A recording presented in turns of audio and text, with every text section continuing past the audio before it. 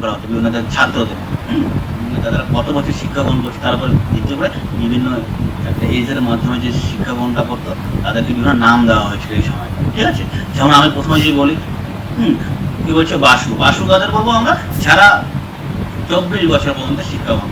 ঠিক আছে, ঠিক আছে, যারা শিক্ষা গ্রহণ করতো তাদের শিক্ষা অবস্থায় শুরু থেকে 24 বছর পর্যন্ত, যারা 24 ইয়ার পর্যন্ত যারা শিক্ষা অবস্থায় দিচ্ছে তাদের বলাটা বুঝিত বাসু। এটা কিন্তু খুব ইম্পর্টেন্ট, আমাদের এক্সামে দিতে পারে, আমাদের এক্সামে ম্যাচিং অফ দ্য ফলোইং দিতে পারে যে কি হবে বাসু কাদের বলবো।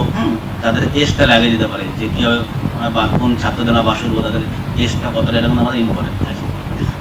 তারপর আমাদের আছে কি রুদ্রা, রুদ্রা আমাদের বলবো যারা 36 বছর পর্যন্ত শিক্ষা গ্রহণ, তাদের আমরা কি বলবো রুদ্রা। ঠিক আছে, যারা তাহলে তাহলে প্রথমে আমরা কি বললাম বাসু, যারা 24 বছর পর্যন্ত শিক্ষা গ্রহণ করতো তারা বাসু, আর যারা 24 থেকে যারা 36 বছর পর্যন্ত শিক্ষা গ্রহণ করতো তাদের আমরা বলি রুদ্র। তারপর আমরা দেখবো যে কি আদিত্য, আদিত্য হলো সবচেয়ে আমাদের হাইস্ট হাইস্ট যে শিক্ষা গ্রহণের যে টাইটেলটা দেওয়া হবে সেটা হলো আদিত্য। আদিত্য কাদের বলবো যারা 48 বছর পর্যন্ত শিক্ষা গ্রহণ করতে বৈদিক যুগে, তাদের আমরা বলি আদিত্য।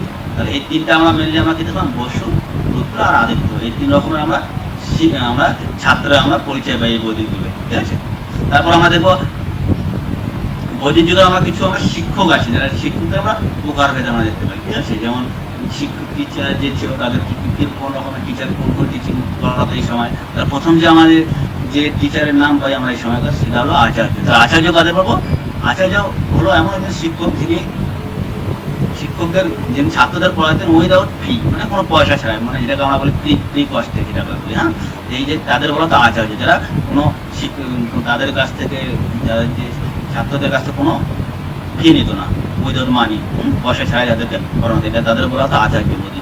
ঠিক আছে, সেখানে হলো কি উপাধ্যায়, উপাধ্যায় কাদের বলবো, উপাধ্যায় হলো যারা যারা শিক্ষা গ্রহণ করতো বেদের বা বেদাঙ্গের একটি পাঠকে এবং তার বিনিময়ে যারা পয়সা নিত এই সময় বলে, মানে কিছু মিনিমাম ফি নিত, তাদের মতো উপাধ্যায়। ঠিক আছে, সেখানে হলো ফার্স্ট পেলাম আমরা আচার্য, যারা কোনো ফি ছাড়াই স্টুডেন্টদের বেদের জ্ঞান দিত। সেখানে হলো যারা কিছু সামান্য পরিমাণে ফি নিয়ে বিভিন্ন বেদের যে বৈদিক ছাত্রদের যারা বেদের একটা অংশ বা একটা পাঠকে বা বেদাঙ্গের একটা পাঠকে যারা পড়াতো তাদের উপাধ্যায়। ঠিক আছে, তারপর থেকে আমরা দেখবো যে তারপর আজকে আমরা কি কি বললাম, এখানে আমরা দেখলাম যে বৈদিক যুগে আমরা প্রথমে আমরা দেখলাম যে বৈদিক পিরিয়ডে আমরা যে শিক্ষা ব্যবস্থা এটা আমরা দেখলাম, শিক্ষকদের বিভিন্ন টাইপ আমরা এটা বললাম, বেদের বিভিন্ন টাইপগুলো বললাম, বেদত্বী কাকে বলি। বেদত্বী আমরা বলতে আমরা প্রথম তিনটা বেদকে বলি ঋক সাম যজুর, এবং অথর্ববেদকে কেন বেদত্বী বলি না সেটাও আমি আজকে লিখে দিলাম। তারপর আমরা দেখবো যে লার্নিং প্রসেসের মধ্যে আমরা বললাম শ্রাবণ মানানো নির্ধারণ, কীভাবে মানুষ বৈদিক যুগে যে ছাত্ররা কীভাবে তাদের শিক্ষা যে জ্ঞান অর্জন করতে বিভিন্ন প্রসেসের মাধ্যমে, এই জিনিসগুলো আমরা বৈদিক যুগে আমরা দেখতে পাই। পরবর্তীকালে আমরা বিভিন্ন যে বৌদ্ধিক যে ওমান আছে তাদের বিভিন্ন আমরা দেখলাম যে কাদের সরস্বতী বা বলবো কাদের ব্রহ্মবাদীর মতো, সেগুলো আমরা পড়লাম আজকের জগতের মধ্যে। এবং আমরা দেখলাম যে বিভিন্ন যে টিচারের প্রকার আমরা বৈদিক যুগের আজকে আমরা আলোচনা করলাম। ঠিক আছে, তো এখান থেকে আমাদের কিছু কোশ্চেন দিতে পারে, সেটাকেও আমরা একটু আলোচনা করি কী কী কোশ্চেন হতে পারে। আমি আজকে যে টপিকটা পড়ালাম সেটা আজকেও আমরা একটু দেখে নিচ্ছি। ঠিক আছে,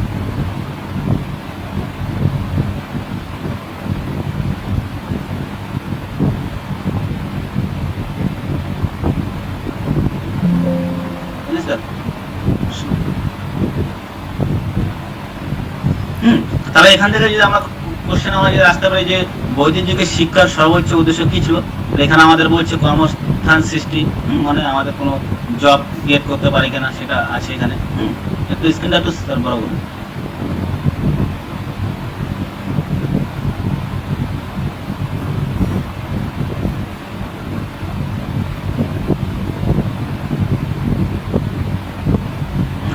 বৈদিক যুগের শিক্ষা সর্বোচ্চ উদ্দেশ্য কি ছিল আমাদের প্রশ্ন দিতে পারে। এখানে যে কর্মস্থান সৃষ্টি, রাজনৈতিক শিক্ষা, হ্যাঁ, আত্মজ্ঞান আর কিছু অর্থ উপার্জন। তা আমরা কি বললাম একটু আমি পড়িয়ে দিলাম যে বৈদিক যুগের শিক্ষা ব্যবস্থার মেন উদ্দেশ্য কি ছিল, মেন অন্যতম একটা গুরুত্বপূর্ণ ক্যারেক্টার কি ছিল, সেলফ রিয়েলাইজেশন, মানে আত্ম উপলব্ধি, নিজেকে জানা, নিজের বিষয়ে জানা। এখান থেকে আমরা ফার্স্ট কোশ্চেন আমরা অ্যান্সার পেয়ে গেলাম, এটা কি হবে সেলফ রিয়েলাইজেশন। সেখানে আমরা দেখবো কি বেদের 4টি বেদের মধ্যে প্রাচীনতম বেদ কোনটি, এটা তো আমি বলেছিলাম তোকে। 4টি বেদের মধ্যে সবচেয়ে প্রাচীনতম বেদ কি হবে, সবচেয়ে প্রাচীনতম বেদ আমরা জানি ঋগ্বেদ। ঠিক আছে, আর থার্ড এখানে আমাদের যে কোশ্চেন আছে সেখানে আমরা দেখবো যে শিক্ষার 3টি ধাপের মধ্যে কোন ধাপে শিক্ষার্থী শোনা বিষয় বিশ্লেষণ ও চিন্তা ভাবনা করে। আমরা দেখবো মনন। আমরা একটু বললাম যে মননটা কি, শ্রবণ মানে শোনা, মনন মানে যেটা বিষয়ে আমরা চিন্তা ভাবনা করছি, যে আমরা আজকে পড়লাম সেটাকে আমরা আমাদের মাইন্ডের মধ্যে ইন্টারপ্রেট করছি, বিভিন্ন তার ব্যাখ্যা বলবো, সেটা হলো কি মনন। ঠিক আছে, তারপর আমরা দেখবো বাস্তব জীবনে জ্ঞান প্রয়োগ করার ধাপকে কি বলা হয়। বাস্তব জীবনে আমি একটু বললাম যে রিয়েল লাইফ যে প্রবলেম সলভ করার জন্য আমরা কোন জ্ঞানকে আমরা প্রয়োগ করি, একটু আমরা বললাম সেটা কি, এটাকে আমরা বলি নিধিদানা। ঠিক আছে, আর পরবর্তী নেক্সট যে কোশ্চেন আছে আমাদের এখানে, যে সারা জীবন অব্যবহৃত থেকে অধ্যয়ন করতেন তাদের কি বলা হতো। এখানে একটু কোশ্চেন একটু ঘুরেছে, এখানে সারা জীবন অব্যবহৃত থেকে অধ্যয়ন করা, এখানে মহিলাদের কি বলা হতো। এখানে কোশ্চেন হবে ঘুরেছে, এখানে এটা কোনো ব্যাপার না, এখানে হবে এটা হলো আমরা বলবো ব্রহ্মবাদী, যারা সারা জীবন শিক্ষা অবস্থানে যুক্ত ছিল, বিবাহ না করে। এর পরবর্তীতে আমাদের 6 নাম্বার কোশ্চেন। 6 নাম্বার কোশ্চেন কি বলছে, বিবাহ পর্যন্ত শিক্ষা গ্রহণকারী নারীদের কি বলা হতো। একটু বললাম বিবাহ পর্যন্ত শিক্ষা গ্রহণ করে নারীদের কি বলি আমরা, সদ্যোৎবাহ। ঠিক আছে, আর পরবর্তী যে আমাদের কোশ্চেন সেখানে কি আছে 7 নাম্বার কোশ্চেন, যে কোন অনুষ্ঠানটি গুরুকুলে আনুষ্ঠানিক শিক্ষার সূচনা নির্দেশ করে। আমরা জানি যে গুরুকুলে যখন প্রবেশ করে সেই যে অনুষ্ঠানটাকে আমরা কি বলি, সেরেমনিটাকে, তাতে আমরা একটু বললাম যে উপনয়ন সেরেমনি। ঠিক আছে, উপনয়ন এটাকে আমরা বলি উপনয়ন, মানে সে তার একাডেমিক ভাবে সে তার গুরুকুলে প্রবেশ করছে শিক্ষা গ্রহণের জন্য, এটাকে আমরা উপনয়ন সেরেমনি বলি। 8 নাম্বার কোশ্চেন কি বলছে, গুরুকুলে ভর্তিভুক্ত বয়স ছিল 5 থেকে 7 বছর, 8 থেকে 12 বছর, 13 থেকে 15 বছর, 16 থেকে 18 বছর। তাহলে এখানে উত্তরটা কি হবে, এখানে আমরা জানি কি বললাম, এটা এখানে আমরা একটু বললাম যে গুরুকুলে শিক্ষা গ্রহণের যে বয়স ছিল 8 থেকে 12 বছর, এটা আমাদের ইজি, আমরা কারণ এটা যে আমরা একটু বললাম যে গুরুকুলে যে শিক্ষা গ্রহণ বয়স ছিল 8 থেকে 12 বছর। 9 নম্বর কোশ্চেন এখানে কি আছে, গুরুকুলে শিক্ষা পদ্ধতিকে নিয়ন্ত্রণের কোন শিক্ষণ পদ্ধতি অন্তর্ভুক্ত ছিল না। তাহলে কি বলছে, গুরুকুলের শিক্ষার যে গুরুকুল যে শিক্ষা ব্যবস্থা ছিল সেখানে কোন পদ্ধতিটা, কোন মেথডটা তারা ইনক্লুড ছিল না। সেখানে আমরা জানি যে আবৃত্তি করা তো ছিল, এখানে আমরা একটু বললাম যে বেদের যে মন্ত্রগুলো ছিল তার মেনলি আবৃত্তি করে বারবার ওটাকে আবৃত্তি করে এটাকে মুখস্থ করা, তাহলে এটা তো অবশ্যই একটা পার্ট ছিল গুরুকুল শিক্ষা ব্যবস্থার। সেখানে হলো ডিবেট। তাহলে আমরা জানি যে বিভিন্ন যে ঋষিরা, আগে আমরা জানি যদি আমরা একটু হিস্ট্রিটা পড়ি তাহলে দেখবো যে বিভিন্ন যে ঋষিরা তারা বিভিন্ন ডিবেট করতো কোনো একটা বিষয়ে, ডিবেট করার মধ্যে তারা কোনো একটা বিষয় সলিউশন বের করতো, সমাধান বের করতো। তাহলে এটাও একটা আমরা জানি এটাও একটা বৈদিক গুরুকুল শিক্ষা ব্যবস্থার পার্ট। থার্ড বলছে কি হ্যান্ড অন এক্সপিরিয়েন্স, বা সেটাকে আমরা বলি ব্যবহারিক অভিজ্ঞতা, মানে কোনো কিছুকে আমরা হাতে হাত লাগে করে যে জিনিসটাকে শিখছি। ঠিক আছে, যেটাকে আমরা পরবর্তীকালে প্রি-ইন্ডিপেন্ডেন্সের আগে আমরা দেখবো যে জাকির হোসেন কমিটি বা যেটাকে 9 তালিম বলা হয়। ঠিক আছে, ওখানে আমরা দেখবো গান্ধীজি এই শিক্ষার কথা বলেছিল। তো এটাও আমরা জানি বৈদিক যে শিক্ষা ব্যবস্থা ছিল না। আমাদের লাস্ট যে অপশন দিয়েছে অনলাইন শিক্ষা ব্যবস্থা, অনলাইন শিক্ষা ব্যবস্থা ছিল না, কারণ তখন তো অনলাইন আমাদের অনলাইন যে শিক্ষা ব্যবস্থার কোনো কনসেপ্টই ছিল না। তখন তো আমরা জানি যে ট্রেডিশনাল শিক্ষা ব্যবস্থা ছিল একটা, সুতরাং এখানে আমাদের কোনটাও ইনক্লুড ছিল না, অনলাইন শিক্ষা ব্যবস্থা, এটা আমাদের অ্যান্সার হয়ে যাবে। ঠিক আছে, 10 নাম্বার কোশ্চেন বলছে যে 24 বছর পর্যন্ত শিক্ষা গ্রহণকারী ছাত্রদের কি বলা হতো। তাহলে 24 বছর পর্যন্ত শিক্ষা গ্রহণকারী ছাত্রদের কি বলা হতো, এটা আমরা দেখবো রুদ্র, আদিত্য, বাসু না ব্রহ্মচারী। তাহলে এখানে আমরা কি জানলাম, একটু বললাম যে যারা 24 বছর পর্যন্ত শিক্ষা গ্রহণ করতো তারা আমরা কি বলি, বাসু। এটাও আমাদের একদম ইজি, আমরা আমাদের এই ইয়ার থেকে আমরা পেয়ে গেলাম, আমরা আজকে যোগে বললাম এটাকে। তারপর বলছি 26 বছর পর্যন্ত শিক্ষা গ্রহণ করে ছাত্রদের কি বলা হতো, এটাও আমরা জানি। তারা একটু আমরা বললাম কি হবে উত্তর, উত্তর হয়ে যাবে রুদ্র। ঠিক আছে, এবং লাস্ট যে আমাদের এখানে বলেছি যে 48 বছর পর্যন্ত, যেটাকে আমরা বলি হাইস্ট যে কোনো শিক্ষার্থীর যে আমরা টাইটেল বলতে পারি, সেটা 48 বছর পর্যন্ত যে শিক্ষা গ্রহণ করতো তাদের আমরা কি বলি, তাদের আমরা বলি আদিত্য। আমরা একটু বললাম। 30 নাম্বার কোশ্চেন কি বলছি, যে শিক্ষক বিনা পারিশ্রমিকে শিক্ষা দিতেন তাদের কি বলা হতো। একটু আমরা দেখলাম যে যারা বিনা পারিশ্রমিকে শিক্ষা গ্রহণ দিত বিভিন্ন ছাত্রদের সেই সময় তাদেরকে আমরা আচার্য বলি। এবং যারা তারপরে কোশ্চেন কি বলছে, পারিশ্রমিকের বিনিময়ে বিভিন্ন বিষয়ক শিক্ষা প্রদানকারী শিক্ষকদের কি বলা হতো। তাহলে পারিশ্রমিকের বিনিময়ে যারা বিভিন্ন শিক্ষা দিত তারা আমরা কি বলি, এটা একটু করলাম যে তাদের আমরা বলি উপাধ্যায়। আর লাস্ট আমাদের এখানে যে একটা ইম্পর্টেন্ট যে কোশ্চেন, এটা আমাদের ইংলিশ নেটে বারংবার দিয়েছে এই কোশ্চেনটা। হ্যাঁ, এটা এর মধ্যে ইনক্লুড করা হয়েছে যে বার্তা বলতে কি বোঝে। যে বার্তা, যে আমাদের একটু বললাম যে বার্তার মধ্যে অনেকগুলো সাবজেক্ট পড়ে, একটু বললাম এলিমেন্ট হাজব্যান্ডারি, এগ্রিকালচার, তারপর কমার্স, ট্রেড। তাহলে বার্তার মধ্যে তাহলে আমরা কোন বিষয়গুলো পড়ানো হয়, তাহলে এখানে আমরা কি দেখবো, যে আমাদের যে থার্ড যে অপশন আছে সি নাম্বার, কৃষি বাণিজ্য পশুপালন, এই তিনটা আমাদের মেনলি এই পাঁচটা আমাদের যে সাবজেক্ট ছিল তার ভিতরে পড়া, ঠিক আছে। তাহলে আজকে তো আমরা যে বৈদিক যুগে যে শিক্ষা ব্যবস্থা ছিল সেটাকে আজকে আমরা ভালো করে দেখলাম। এরপরের দিন আমরা পরবর্তী নেক্সট যে আমাদের যে শিক্ষা ব্যবস্থা বিভিন্ন আমরা বুদ্ধিস্ট বা জৈন শিক্ষা ব্যবস্থা কি ছিল, বা তার পরবর্তীকালে আমরা দেখবো যে বিভিন্ন যে ইউনিভার্সিটি, এনশিয়েন্ট ইউনিভার্সিটি, নালন্দা, তারপরে নালন্দা, তক্ষশিলা, বিক্রমশিলা, বল্লভী, জগদল, বিভিন্ন যে ইউনিভার্সিটি ছিল সেখানকার শিক্ষা ব্যবস্থা বা সেখানকার এডমিশনের প্রক্রিয়া কি ছিল, এবং তার পরবর্তীকালে আমরা চলে যাবো প্রি ইন্ডিপেন্ডেন্স আগে যখন ব্রিটিশরা ভারত শাসন করে তখনকার বিভিন্ন যে কমিশন গুলো সেই বিষয়ে আমরা পরের ক্লাসে আমরা আলোচনা করবো। ঠিক আছে। তাহলে আজকে তাহলে আমরা এখানে রেখে দিচ্ছি আজকের ক্লাসটা। যদি কার কিরকম লাগলো ক্লাসটা অবশ্যই তো আপনারা কমেন্ট করবেন আমাদের কমেন্ট বক্সে। ঠিক আছে sir. Thank you sir, thank you so much Chiranjit sir. আমি স্টুডেন্টসদের বলবো যদি তোমাদের কারো কোনো কোয়েশ্চেন্স বা কোনো জিজ্ঞাসা থাকে তোমরা স্যারকে জিজ্ঞাসা করতে পারো এখন। কারো যদি কোনো কোয়েশ্চেন্স থেকে থাকে, কেউ কিছু বলার চেষ্টা করছো? ইরশাদ আনসারি, তুমি কিছু বলবে? না না না, ভালো লাগলো, একটু ক্লাসটা ভালো লাগলো, কনসেপ্টটা একটু ভালো লাগলো। আচ্ছা। Thank you, sir. So, on behalf of Excellence Academy, I would like to heartily thank Chiranjit sir. We are blessed to have you on board with us, sir, and I hope and we hope that the students will shine, and they will shine in the NEET exam and SET exam too, with your guidance.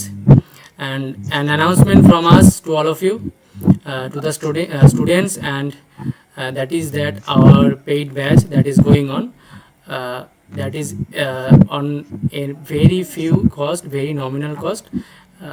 If you want to get enrolled, you can contact with Chiranjit sir too, and with the below given numbers that the screen is showing, right? 8967034402 and 9635061194. So the paid batch is going on, and we have 10 qualified faculties. All the faculties will teach you the 10 parts of paper 1 of UGC NET and West Bengal SET and other state exams. For example, Ghanoshyam Barman, who holds MTech from Jadavpur University and who is working as water and sewer sector, and he will be teaching you mathematical aptitude DI. Sanjay Kumar Sen, who is working as an assistant professor at St. Wilfred Group of Colleges, he will be teaching you ICT as well as DI and mathematical aptitude. Mr. Mondu Mandol, who holds MTech, he also is GATE qualified from Jadavpur University, and he is working at KMC. And then I will be guiding you with the research aptitude and communication part. I am working at a government public library, and Mr. Uday Kumar Mandol, he is pursuing his PhD from Jadavpur University in philosophy. He will be guiding you with the logical reasoning part. He holds JRF. Okay. Mr. Sandeep Ghosh, he is pursuing his PhD from Vishwabharati, and he also holds JRF in Bengali, and he will be guiding in the paper 1 people development and environment section, and also paper 2 Bengali. Then comes Mr. Shubhajit Mondal sir. He is working as a PGT Sanskrit in government of BR BPSC, and he also holds the JRF, and he is also pursuing his PhD from Delhi University. He will be guiding you with the higher education and research aptitude part. Mr. Kaushik De, he is pursuing his PhD from Jadavpur University from Department of Education, and he was JRF. Okay, and he will be guiding you with teaching aptitude. Mr. Sagar Kumar Prasad, he is also working as a PGT Sanskrit BPSC. He also holds the Junior Research Fellowship, and he will be teaching you teaching aptitude and people development and environment. Mr. Ram Prasad Burman, who qualified NET SET exam numerous times in Sanskrit. He holds masters from Jadavpur University, and he will be guiding you with the comprehension part. Okay, so this is our 10 faculties, and our special mention to Chiranjit sir. He will be helping you with the higher education part. So I request you all, if you want to get enrolled, you can contact with us and Chiranjit sir too. আজকের মতো এটুকুই বলার। স্যারকে আমাদের তরফ থেকে, excellence একাডেমির তরফ থেকে অসংখ্য ধন্যবাদ, অনেক অনেক ধন্যবাদ স্যার, আপনার মত এত সুন্দর একটা ফ্রুটফুল প্রেজেন্টেশন এবং ফ্রুটফুল একটা উপস্থাপনা দেওয়ার জন্য। এবং আমরা আশা করছি পরবর্তীতে আপনার থেকে আরও এরকমভাবে আমরা জ্ঞান পেয়ে আমরা সমৃদ্ধ হব এবং আমাদের যে স্টুডেন্টসরা রয়েছে তারাও সমৃদ্ধ হবে। আজকে এই বলে শেষ করছি। Thank you everyone for joining. Thank you everyone for joining this class.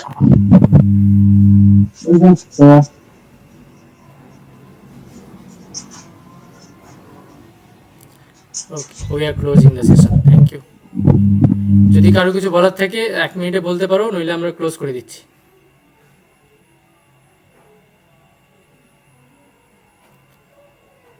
কারো কিছু জানার থাকলে বলতে পারো। জানার থাকলে বলতে পারো।